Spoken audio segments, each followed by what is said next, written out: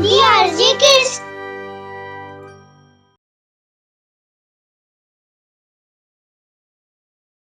कहानी इच्छा पूरी करने वाला जादुई पेड़। बंटी इसी हफ्ते अपना पुराना घर छोड़कर नए घर में रहने आया था। इसके नए घर के पीछे बागीचे में एक पीपल का पेड़ था। वो पेड़ दिखने में बहुत विशाल और पुराना मालूम होता था। पेड़ के आसपास एक अलग ही तरह का सन्नाटा रहता था। बंटी पेड़ के पास आता है, इसे चारों तरफ से देखता है और कहता है, वाह, ये जगह तो खेलने के लिए बहुत अच्छी है। बंटी की बातें ये पीपल का पेड़ सुन लेता है। बंटी फिर वहां से चला जाता है। ये पीपल का पेड़ कोई मामूली पेड़ नहीं है, ये इच्छा पूरी करने वाला पेड़ है। बंटी बहुत ही आलसी लड़का है और हमेशा काम में गलतियां करता है। उसके मम्मी पापा उसे कुछ भी काम करने कहते तो वो उनकी बात कभी नहीं मानता और हमेशा बहाने बनाता। आज दादाजी ने उसे अपना चश्मा मांगा तो बंटी वहां से चुपके से निकल गया, जैसे उसने कुछ सुना ही नहीं। मम्मी ने बंटी से दुकान से सामान लाने कहा तो उसने होमवर्क का बहाना बना दिया। इसी वजह से बंटी को घर पे बहुत डांट पड़ती। वो कभी किसी की बात नहीं सुनता।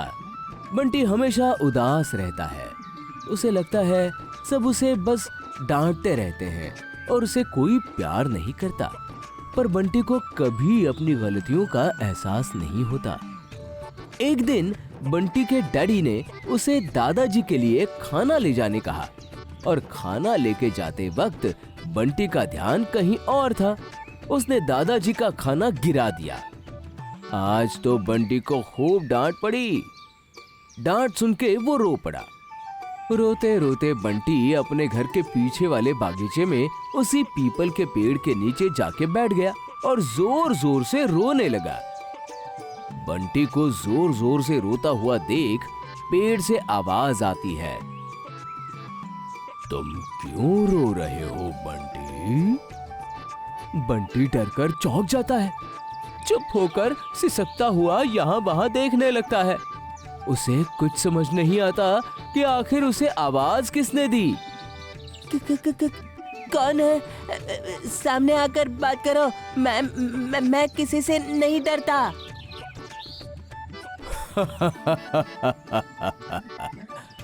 बंटी, ये मैं हूँ, तुम्हारी आंखों के सामने, ये पीपल का पेड़।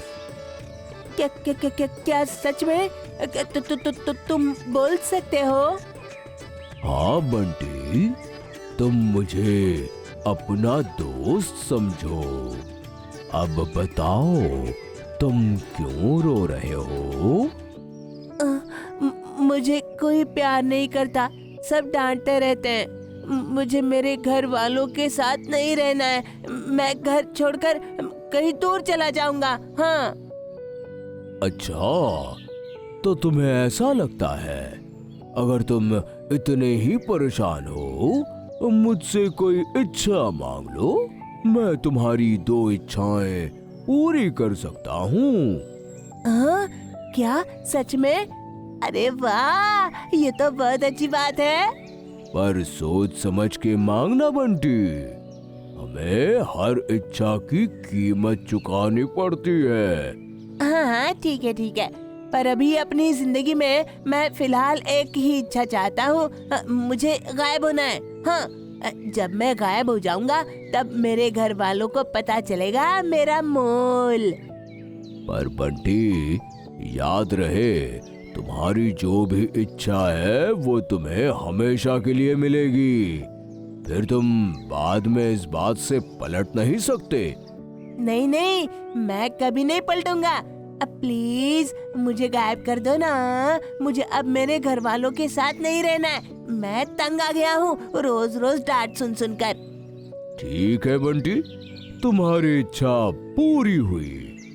आज से तुम कभी किसी को दिखाई नहीं दोगे। इतना बोलकर पेड़ चुप हो जाता है। जब बंटी के कुछ देर आवाज देने के बाद भी पेड़ कुछ बोलता नहीं है तो बंटी वहाँ से निकल पड़ता है। घर जाते वक्त बंटी बहुत खुश होता है। अब मैं कोई भी शरारत कर सकता हूँ, पर कोई मुझे देख नहीं पाएगा और फिर मुझे डांट भी नहीं पड़ेगी। अब सबको मेरी कमी भी महसूस होगी। वो हंसता खेलता घर जाता है।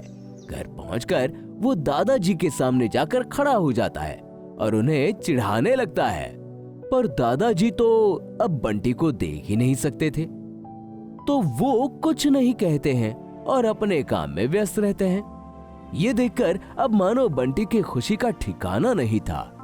उसे लगा अब कुछ भी करने के लिए बंटी आजाद है। उसे जब कोई देखेगा नहीं तो डांटेगा कैसे। बंटी अब खुशी के मारे बहुत देर तक मौज करता है। शाम हो जाती है और अब बंटी को खेल खेल कर भूख लगने लगती है। बंटी भागता हुआ किचन में जाता है और कहता है, मम्मी मम्मी मुझे बहुत भूख लग रही है, जल्दी से खाना दे दो ना। पर बंटी के गायब हो जाने की वजह से उसकी मम्मी तो उसे देख ही नहीं सकती और ना ही सुन सकती है। बंटी की मम्मी अपने काम में व्यस्त रहती है। अब बंटी को थोड़ा एहसास होता है कि कहीं उसने कोई गलत इच्छा तो नहीं मांग ली। बंटी भूख से यहाँ वहाँ भागता है, चीजें उठाकर खाने की कोशिश करता है, पर उसके हाथ में कुछ नहीं आता। अब बंटी थोड़ा डर जाता है। वो अपने डैडी के पास भाग कर जाता है और अपने ऊपर बीती सारी हालात उन्हें बताने लगता है। डैडी, आपको पता है आज क्या हुआ? डैडी डैडी सुनो ना डैडी।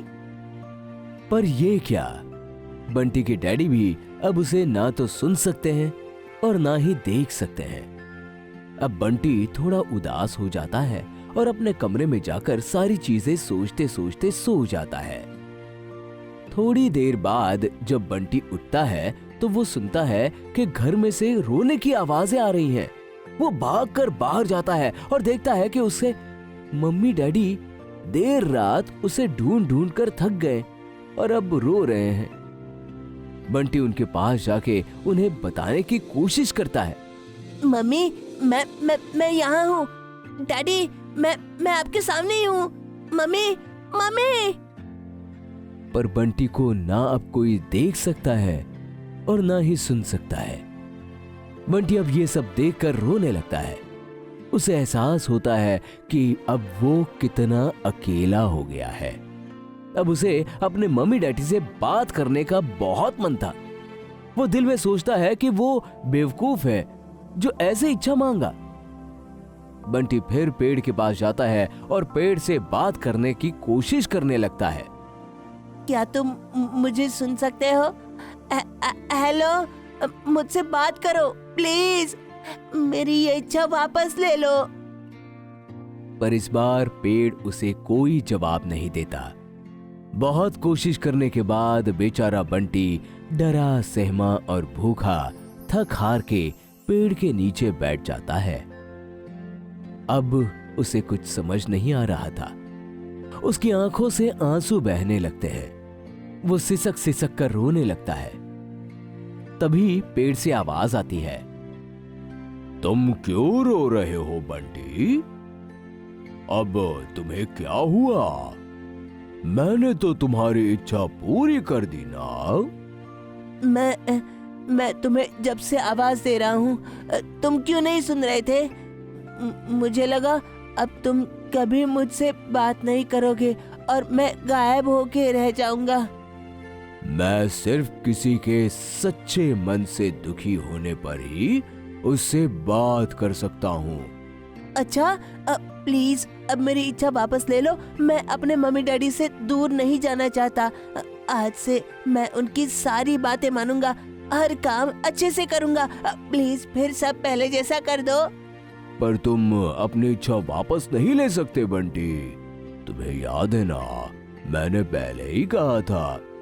पर मेरी एक इच्छा अभी भी बाकी है ना।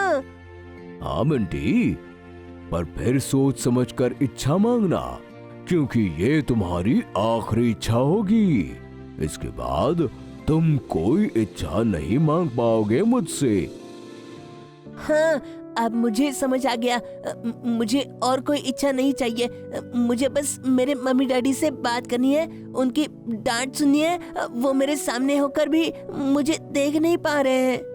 ठीक है बंटी, मैंने तुम्हारी दूसरी इच्छा भी पूरी कर दी। अब तुम्हारी जिंदगी पहले की तरह हो जाएगी।